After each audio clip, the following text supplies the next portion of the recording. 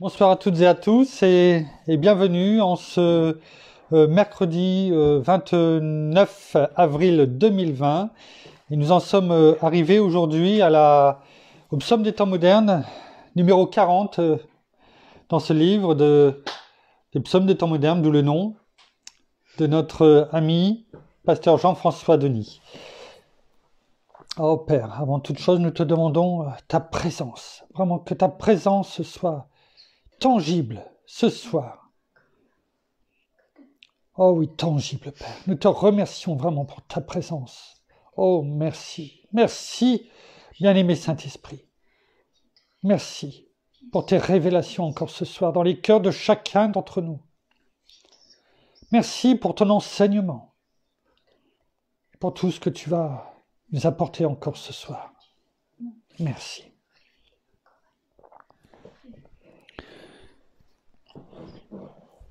Merci. Voyons ensemble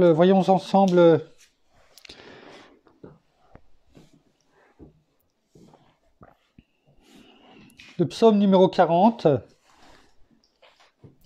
Et comme toujours, quand j'en ai pris connaissance vers 17h, je me suis dit, Père, Père, tu es tellement grand. On l'a vu, nous l'avons médité. Tu es tout puissant. Tu es omniscient, omniprésent, omnipotent. Tu connais toutes choses et tu fais toutes choses depuis bien longtemps, comme tu le dis. Bien avant les choses qu'elles nous arrivent, tu avais déjà tout préparé. Alors, nous allons lire ce psaume qui est de circonstance aujourd'hui.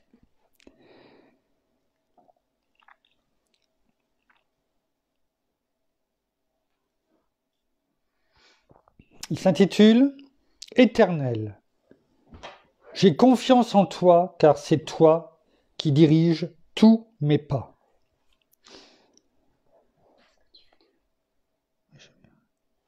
Éternel, j'ai confiance en toi. C'est toi qui diriges tous mes pas. Dans tous ces moments de lutte, d'incertitude et de fracas, j'accours me réfugier dans tes bras.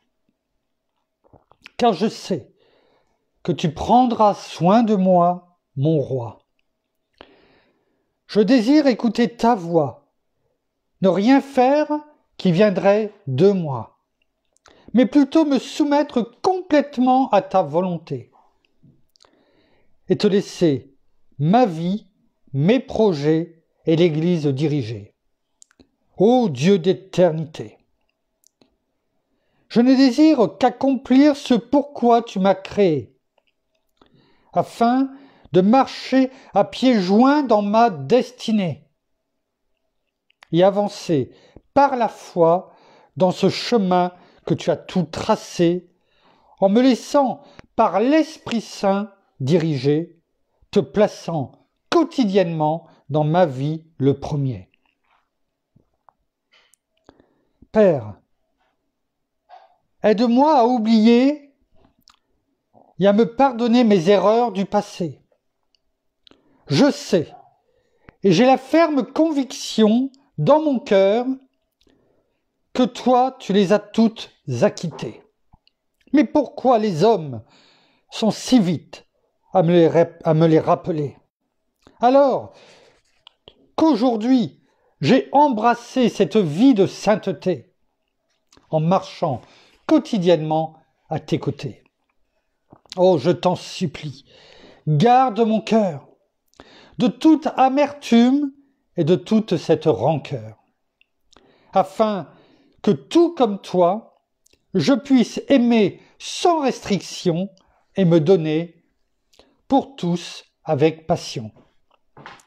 Marchant dans tes voies, rempli de conviction, car je sais que tu m'as aimé et que tu m'aimes, tel fut à mon égard sur la croix la manifestation de ce thème. Je t'aime et je désire, peu importe le prix, marcher à tes côtés et te suivre pour le reste de ma vie. Priez et intercédez pour tous mes amis et mes ennemis, car je désire voir ton amour pour eux, tout comme pour moi, être manifesté. Et à ta gloire, regardez nos vies être changées et transformées. Amen. Merci Père. Merci Seigneur. Merci bien-aimé Saint-Esprit pour ce psaume moderne, des temps modernes que tu nous as permis de lire aujourd'hui. Merci. Merci. Alors, Pasteur Jean-François nous laisse une référence où il n'y a pas encore longtemps, je voulais parler et finalement, les choses ont été faites de telle façon que je ne l'ai pas abordé. Je comprends mieux aujourd'hui pourquoi. C'est parce qu'il fallait que je le fasse aujourd'hui. Excusez-moi.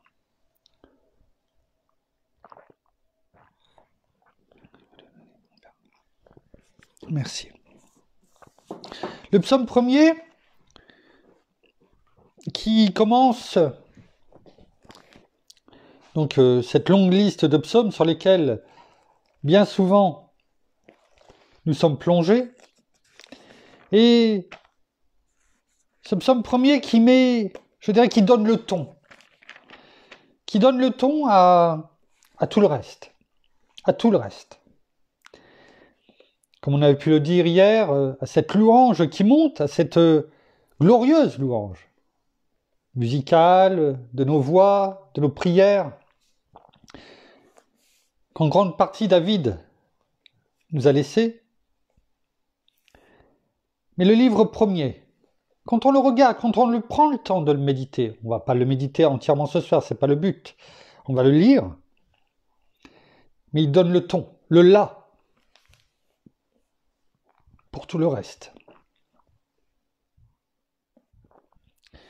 Il est écrit « Heureux l'homme qui ne marche pas selon le conseil des méchants, qui ne s'arrête pas sur le chemin des pécheurs, et qui ne s'assied pas sur le banc des moqueurs, mais qui trouve son plaisir dans la loi de l'Éternel et qui médite sa loi jour et nuit.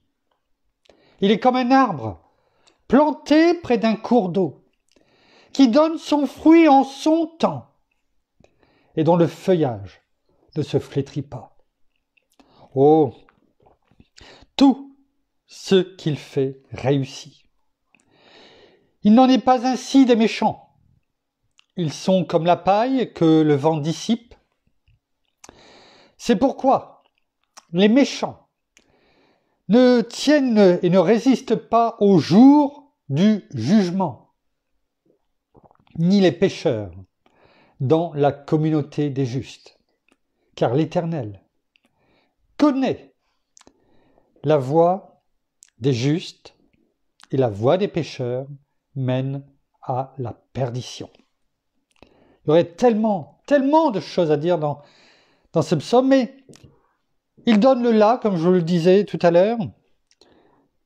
Et un des thèmes que nous allons aborder, qui est en rapport bien entendu avec le psaume des temps modernes de Pasteur Jean-François, c'est la confiance. Cette confiance que nous devons avoir dans la parole, dans ce que dit notre Père, notre Seigneur, de ce que nous révèle et nous enseigne notre bien-aimé Saint-Esprit. Cette confiance que nous devons avoir à tout moment. Oh, il est facile, très facile, d'avoir confiance en Dieu quand tout va bien. On est joyeux, tout va bien. On chante, on loue, on le glorifie, parce que tout va bien. Mais lorsqu'il y a des tempêtes à traverser, lorsqu'il y a des difficultés, comment réagissons-nous? Est-ce que notre confiance devient ou tombe en berne? Est-ce que nous dressons le drapeau blanc face à notre ennemi? Ou est-ce que nous nous mettons à genoux à nous adresser à notre Père en lui remettant, et à notre Seigneur en lui remettant à ses pieds tout fardeau, quel qu'il soit, même le plus important? Comment réagissons-nous? Est-ce que notre confiance est toujours ferme? Est-ce que notre confiance est toujours sans limite, éternelle, pour notre Père, pour notre Seigneur, pour notre bien-aimé Saint-Esprit dans ses manifestations? Ou est-ce que là, on commence à dire « Oh, ça sent le roussi. Oh, ce soir, je suis tellement fatigué. J'ai tellement de pression sur moi que je ne vais pas faire la méditation. On verra demain, c'est pas grave. » Notre Père voit la circonstance. Il comprendra. Il comprendra que nous n'allons pas prier, que nous sommes fatigués. Il comprendra. Est-ce que c'est ça, la confiance que nous devons avoir envers notre Père, notre Seigneur, notre bien-aimé Saint-Esprit? Non. Cette confiance doit être inébranlable. Quelles que soient les circonstances, de savoir qu'il est là, qu'il nous dit ce qu'il faut faire, qu'il nous montre par sa parole comment il peut intervenir. Et ce qu'il dit pour nous, ses enfants. Alors ce soir, c'est au travers de ces trois parties ce que la parole nous exhorte à faire et dans la confiance que nous devons avoir envers Dieu, notre Père,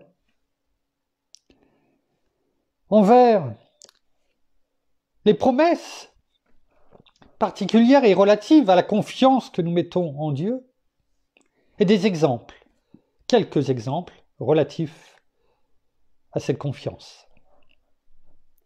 Merci, Père. Merci, bien-aimé Saint-Esprit, de nous conduire dans le nom de Jésus.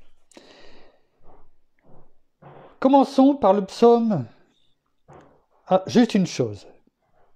Avant d'entamer les psaumes, je voulais juste, dans le psaume premier que nous venons de lire, sur le premier verset. Sur ce premier verset, je voudrais que l'on note surtout la progression de l'idée dès le départ. Dès le départ, dès le premier verset et les premiers mots du premier verset de ce psaume. Déjà, ça commence par une béatitude, comme dans l'Apocalypse, entre autres. Et il est écrit « Heureux l'homme qui ne marche pas selon le conseil des méchants, qui ne s'arrête pas sur le chemin des pécheurs et qui ne s'assied pas sur le banc des moqueurs. » Est-ce que vous voyez la progression? Marcher, s'arrêter, s'asseoir. Comme on a pu le dire, la marche chrétienne, cette course de fond qui doit nous amener à franchir cette ligne est semée d'embûches, de tempêtes. Et il nous est demandé dans Éphésiens 6 de tenir ferme, pas tout seul, on sait avec qui. Mais il nous est montré ici que, attention, vous pouvez marcher, mais après vous pouvez vous arrêter et vous pouvez vous asseoir. Parce que quelquefois l'ennemi, c'est ce qu'il va vouloir, nous freiner,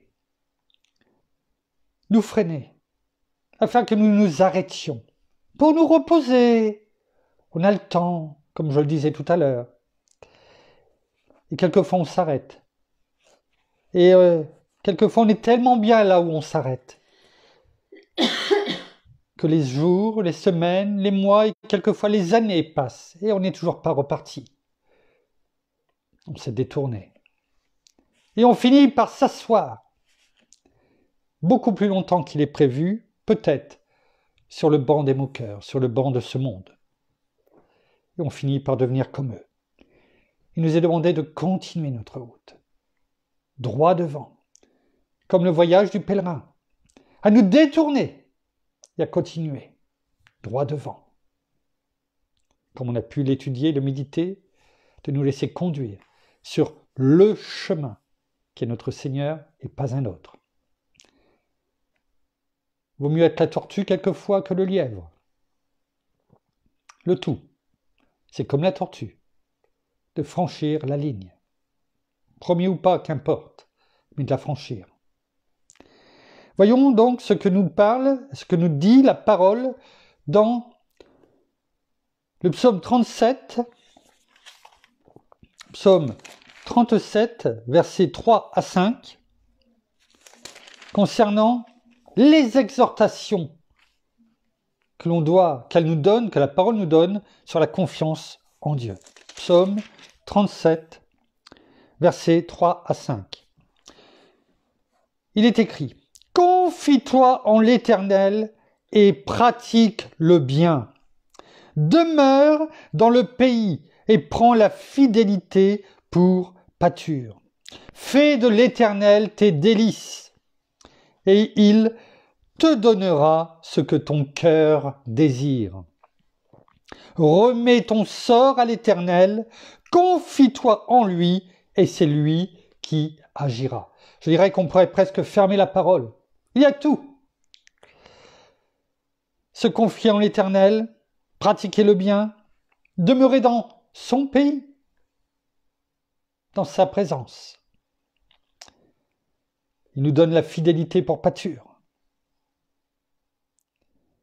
Et il nous donnera ce que notre cœur désire, en fonction des moments où l'on traverse.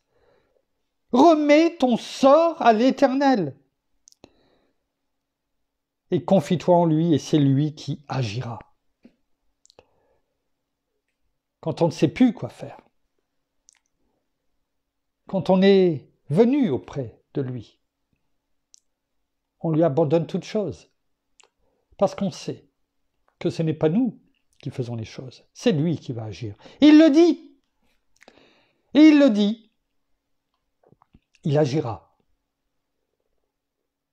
Mets ta confiance en l'Éternel. C'est pas moi qui le dis, c'est la parole qui l'exhorte. Psaume 118. Psaume 118, verset 8. Il est écrit: « Mieux vaut se réfugier en l'Éternel que se confier à l'homme. »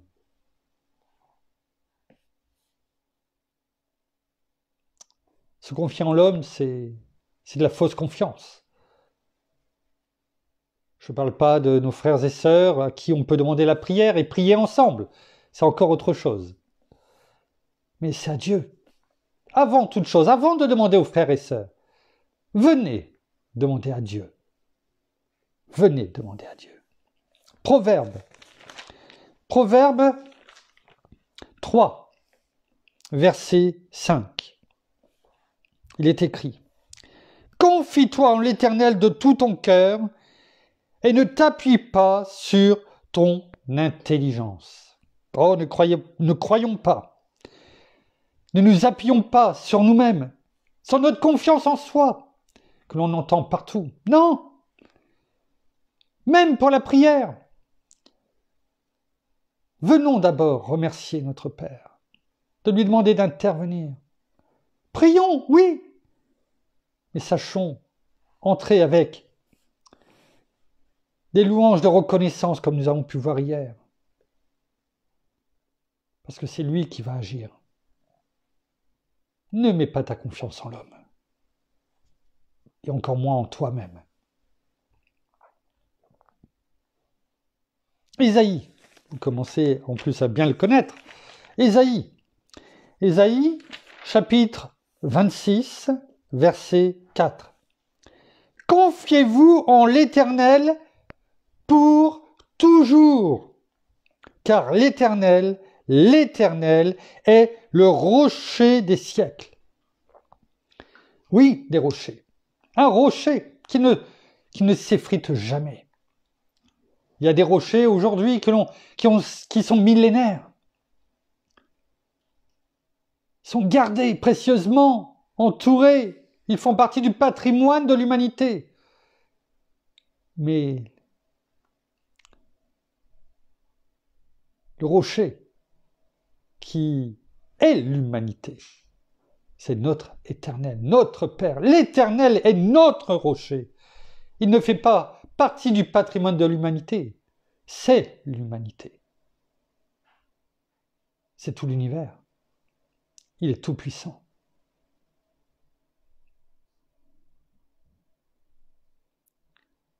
Ésaïe, chapitre 50, verset 10.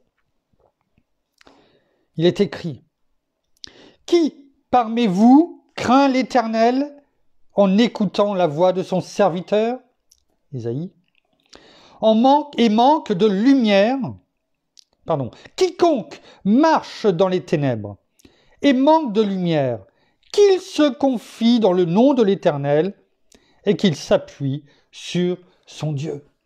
Tu sais pas, tu vois pas. Tu vois simplement peut-être soit le noir ou la pénombre. Confie-toi en l'Éternel, en Dieu. Appuie-toi sur lui. Il va te donner la lumière. La lumière.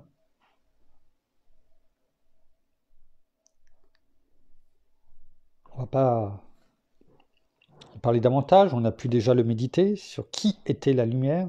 Et en tant qu'enfant de Dieu, nous sommes la lumière du monde. Il est la lumière. Et quand la lumière s'allume, eh bien on ne se connaît pas. On sait où on va. Il est la lumière.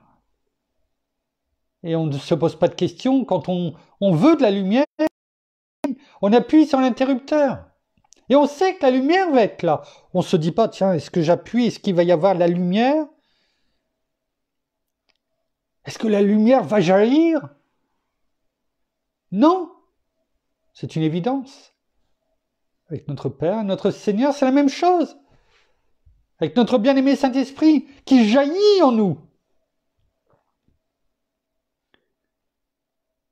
Il faut que nous ayons cette habitude. Comme quand on appuie, lorsque l'on appuie sur un interrupteur, eh bien, que ça soit une évidence.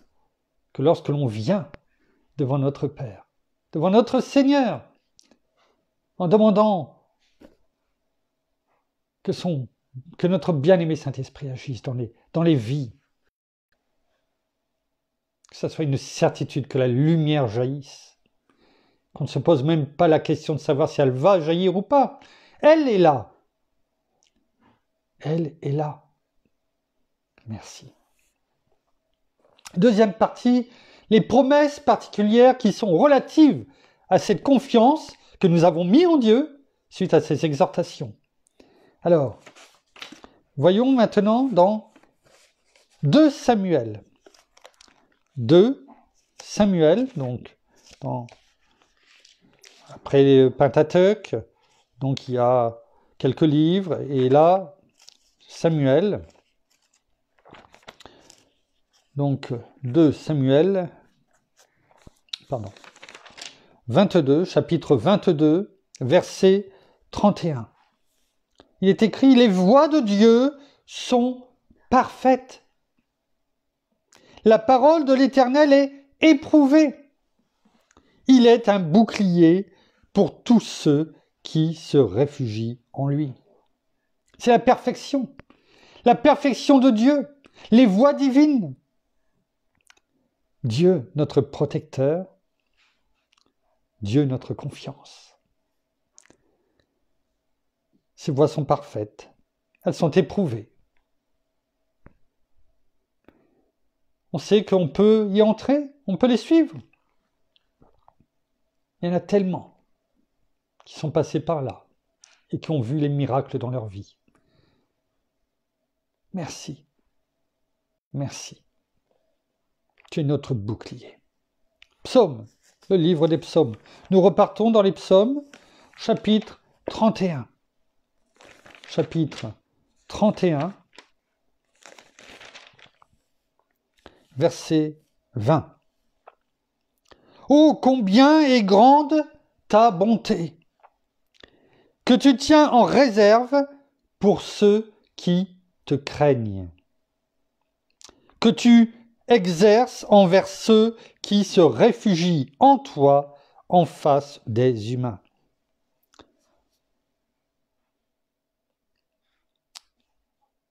Ces promesses, elles sont formidables. Ta bonté est grande. Et tu les tiens en réserve pour ceux qui te craignent. Ces réserves. C'est pas comme là où on est obligé pendant le confinement de faire des réserves. Ces réserves sont inépuisables. Tout lui appartient. Les greniers du monde sont à lui, de tout l'univers, dans tous les domaines.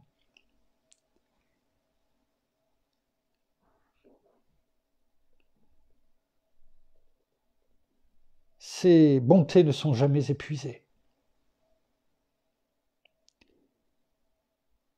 Cependant, pour les avoir, elles sont réservées à ceux qui se réfugient en lui et qui le craignent.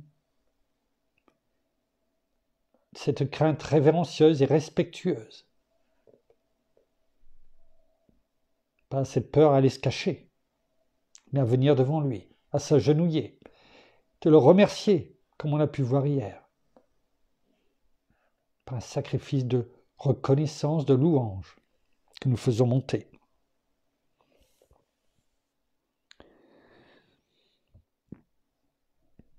Psaume, nous en étions, Psaume 32 au verset 10. Il est écrit, il y a beaucoup de douleur pour le méchant. Hein? On l'a vu tout à l'heure dans le psaume 1er. C'est pour ça que je vous disais, c'était le top départ. Vous savez, quand on fait une course, le starter, boum, et tout le monde se lève et commence à courir. C'était le départ. Et on le voit tout au long de la parole, notamment des psaumes. Il y a beaucoup de douleur pour le méchant. Mais celui qui se confie en l'Éternel est entouré de sa bienveillance.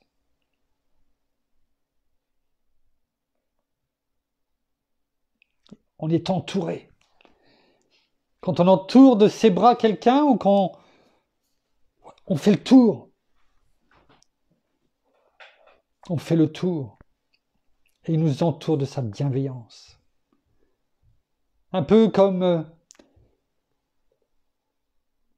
dans le fils prodigue, lorsque le fils prodigue revient et qu'il court, le père court vers lui et le prend dans ses bras.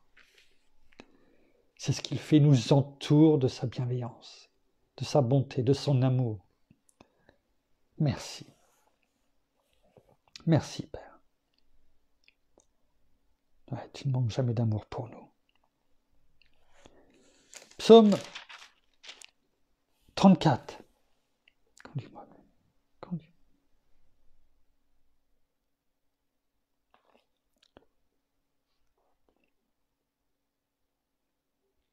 Psaume 34 au verset 23.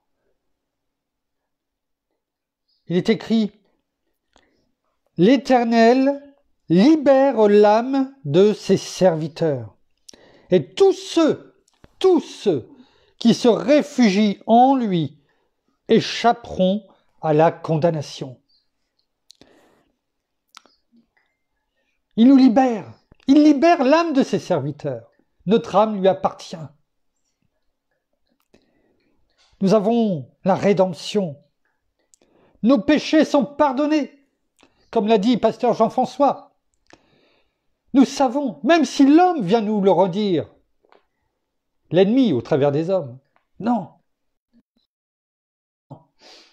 Ils sont derrière. Jetés dans la mer de l'oubli, notre Père ne nous s'en souvient plus. Ouais. Et tous ceux qui se réfugient en lui échapperont à la condamnation. Rappelez-vous, Romains 8.1, il n'y a donc plus maintenant de condamnation pour ceux qui sont en Christ Jésus. et qui marche non selon la chair, mais selon l'esprit. Merci. Psaume 125. Psaume 125. Psaume 125, au verset 1er. Ceux qui se confient en l'Éternel sont comme la montagne de Sion, c'est-à-dire de Jérusalem, qui ne chancelle pas. Elle subsiste à toujours. Oui.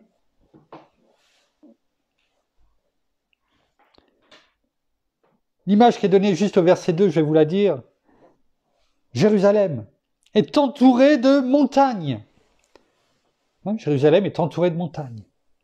Et il est dit, ainsi l'Éternel entoure son peuple dès maintenant et à toujours. C'est pour ça qu'il est donné l'image des montagnes. Ils sont comme la montagne de Sion, qui est entourée, Jérusalem est entourée. Et l'image, c'est que les bras de notre Père sont comme Jérusalem qui est entourée de montagnes. Notre Père est autour de chacun d'entre nous, son peuple. Oui. Dès maintenant et à toujours. Nous pouvons mettre notre confiance en lui. Il ne faillira pas. Il sera toujours là. Il a dit plusieurs fois, notamment dans Hébreux 13, verset 5, la fin du verset 5, il a dit, et c'est écrit, « Je ne te délaisserai pas, ni ne t'abandonnerai. » S'il l'a dit, il le fait. Il le fait. Nous pouvons avoir cette confiance, cette parole est certaine et véritable. Proverbe. Dans le livre des Proverbes, nous sommes au chapitre 29 et au verset 25, il est écrit « La frayeur devant les hommes tend un pied, mais celui qui se confie en l'Éternel se trouve hors d'atteinte. » On peut voir, là, la crainte de l'homme, la frayeur devant les hommes tend un piège. On n'a pas à avoir peur. Ce qu'il est dit dans le verset qui suit, mais, c'est qu'il y a quelque chose derrière, mais, si tu fais ça, tu n'auras pas la première partie. C'est ça que ça veut dire, le mais. Hein? Tu vas pas avoir telle chose, mais, tout de suite, on écoute. Au lieu de baisser la tête, on écoute, parce qu'on sait qu'il y a une possibilité d'éviter la première partie. Celui qui se confie en l'Éternel se trouve hors d'atteinte. Oh oui, c'est la sécurité pour nous, enfants de Dieu. Merci. Ésaïe, chapitre 26, verset 3. Il est écrit « À celui qui est ferme dans ses dispositions. » Il est même dit pour les dispositions, je recherche, toi qui es ferme dans tes dispositions parce que la nation se confie en toi, c'est-à-dire le peuple se confie en toi. À celui qui est ferme dans ses dispositions, c'est SES, les siennes. Tu assures quoi? Tu assures la paix. La paix parce qu'il se confie en toi. J'aime ce verset. Celui qui tient ferme dans ses dispositions, dans celles qu'il a prises, bien sûr, dans ses pensées spirituelles, on est bien d'accord, non pas dans ses pensées humaines, dans la confiance que l'on met envers notre Dieu, eh bien la providence protège. Et regardez, il met, tu assures, il est dit, la parole dit, tu assures, toi Père, tu assures la paix, et c'est après un verset, la paix, parce qu'il se confie en toi. C'est répété.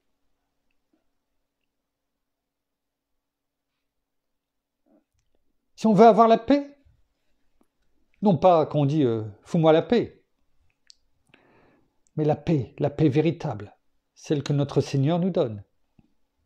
Il est dit, confiez-vous en l'Éternel pour toujours. C'est le verset même qui suit. Jérémie, chapitre 17 au verset 7. Béni soit l'homme qui se confie en l'Éternel et dont l'Éternel est l'assurance. C'est notre assurance tout risque. C'est l'assurance, c'est toutes les assurances, même celles qui n'existent pas, réunies en une personne. Il est tout. Tout. Nous pouvons nous confier fermement en lui, dans toutes nos voies, car il ne faillira jamais. Jamais. Quelquefois, on peut avoir des assurances tout risque. Et quelquefois, il y a toujours cette petite ligne que nous n'avions pas lue et qui fait que on n'est pas indemnisé. Là, pas de petite ligne. Que la parole, sa parole. Pas de coups foireux, pas de choses cachées, rien. La vérité, rien que la vérité.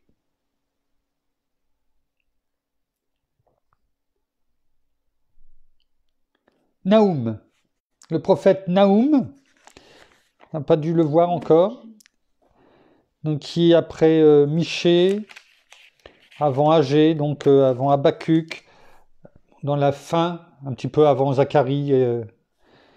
Donc Naoum, chapitre 1, au verset 7, il est écrit « L'Éternel est bon. Il est un abri au jour de la détresse. Il prend soin de ceux qui se réfugient auprès de lui. » C'est notre abri. Quand il y a une tempête, on se réfugie. Vite, il pleut. Vite, il y a des éclairs. Qu'est-ce qu'on fait? On vient se réfugier chez nous. On se réfugie. Et là, c'est le meilleur abri. Le plus sûr. Il est un abri au jour de la détresse. De la détresse. Je ne sais pas si vous êtes dans la détresse, quelle qu'elle soit. Mais si c'est le cas, quelle que soit votre détresse, et chacun peut en traverser à un moment donné, elle peut frapper comme cela, à n'importe quel moment. Sachez, venir vous réfugier dans le meilleur endroit, auprès de notre Père, auprès de Dieu, dans le nom de Jésus. Et pour terminer, quelques exemples de ce que fait Dieu lorsqu'on lui porte sa confiance, entre autres. On va aller dans 2 Rois, chapitre 18. 2 Rois, chapitre 18, au verset 5. On parle du roi Ézéchias, vous le savez, on en a déjà parlé, roi de Juda, lorsque c'était le début de son règne. Et regardez ce qui est écrit, au verset 5. « Il mit sa confiance en l'Éternel, le Dieu d'Israël. » Et regardez ce qu'il dit après. « Et parmi tous les rois de Juda qui vinrent après lui, ou qui le précédèrent, il n'y en eut pas de semblable à lui. » Pourquoi? Pourquoi? Parce que c'est dit tout de suite, il mit sa confiance en l'Éternel, du début jusqu'à la fin. Et que ça soit avant ou après, il n'y a pas eu un roi de Juda, je ne parle pas d'Israël, avec David, de Juda, lorsque justement les descendants de David, eh bien, notamment après Salomon, Israël a été coupé en deux, avec le royaume de Juda et le royaume d'Israël. On ne va pas rentrer dedans. Mais le royaume de Juda, donc avec ses rois, il a mis sa confiance dès le départ en l'Éternel. Et si il a mis sa confiance en l'Éternel, Il n'y a pas eu un qui a été semblable à lui, ni avant ni après. Soyons Ézéchias. Du début jusqu'à la fin. Comme lui, mettons notre confiance en Dieu. Allons voir ce que nous dit le livre de Job, chapitre 13, verset 15. Il est écrit, « Même, c'est Job qui parle, même s'il voulait me tuer, en parlant de Dieu. » Parce qu'il croyait que c'était lui, on l'a pu le dire, qui lui envoyait tout ça.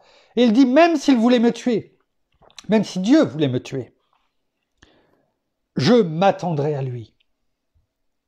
Oui, devant lui, je défendrai ma conduite.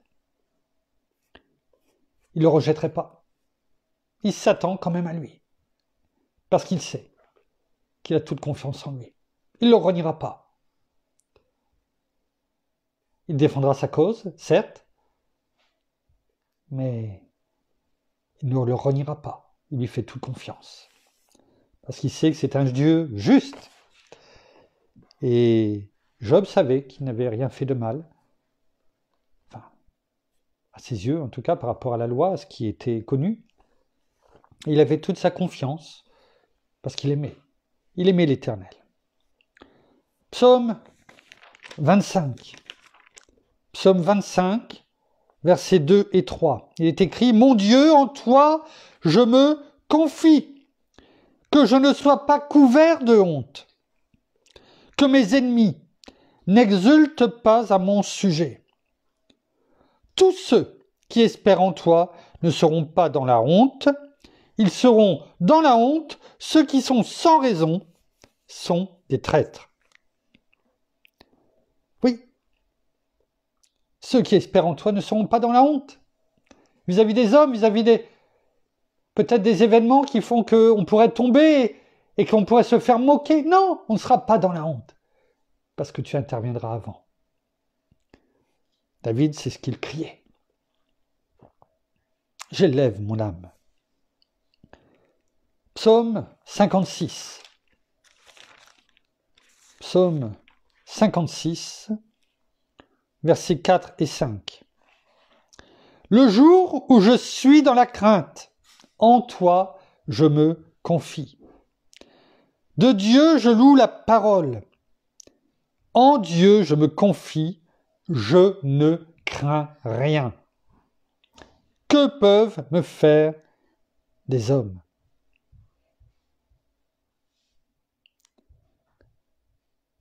Le jour où je suis dans la crainte, en toi je me confie. Je loue ta parole. En Dieu je me confie. De nouveau, je ne crains rien. C'est répété. En Dieu je me confie. Il n'y a que ça qui nous permet de ne pas être dans la crainte. La crainte, c'est l'opposé de la foi. Si on a peur, si on est dans la crainte, on n'est plus dans la foi. Je ne sais plus exactement comment c'était dit et qui l'avait dit, mais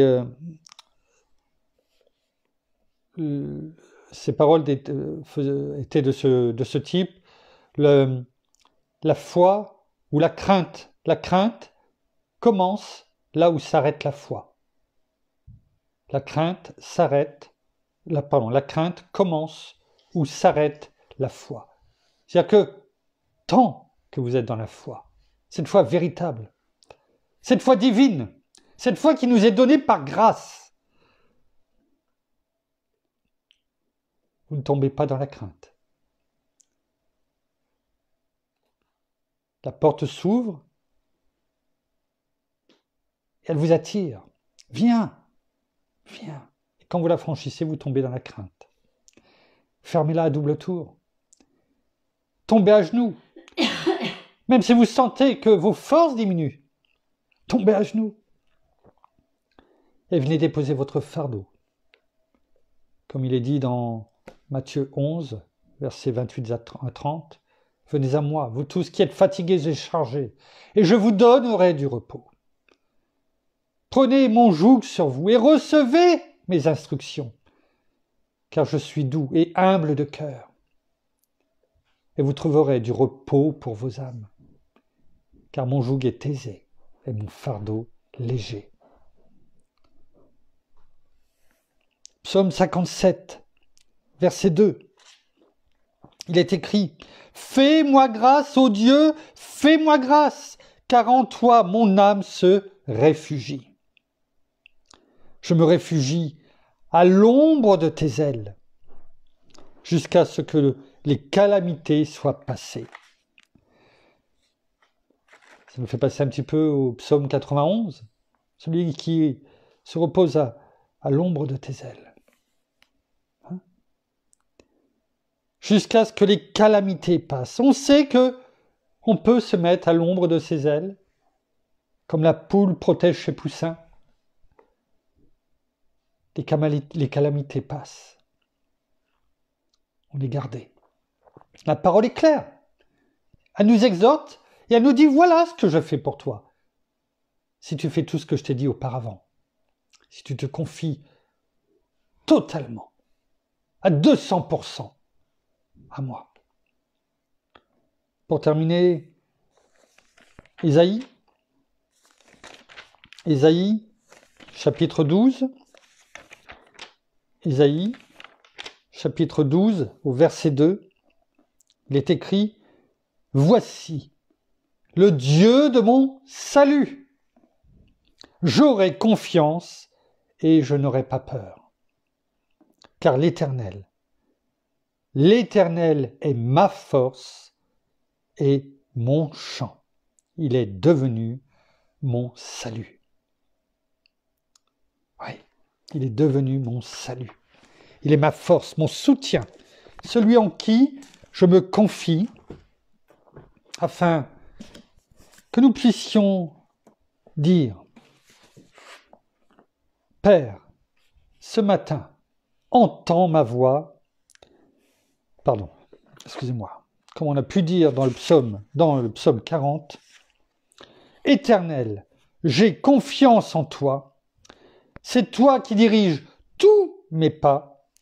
Dans tous ces moments de lutte, d'incertitude et de fracas, j'accours me réfugier dans tes bras, car je sais que tu prendras soin de moi, mon roi. » Merci. Merci, Père. Merci, Seigneur. Merci, bien-aimé Saint-Esprit, pour tout ce que tu fais, pour ton enseignement encore ce soir. Nous allons terminer par la prière. Merci. Merci.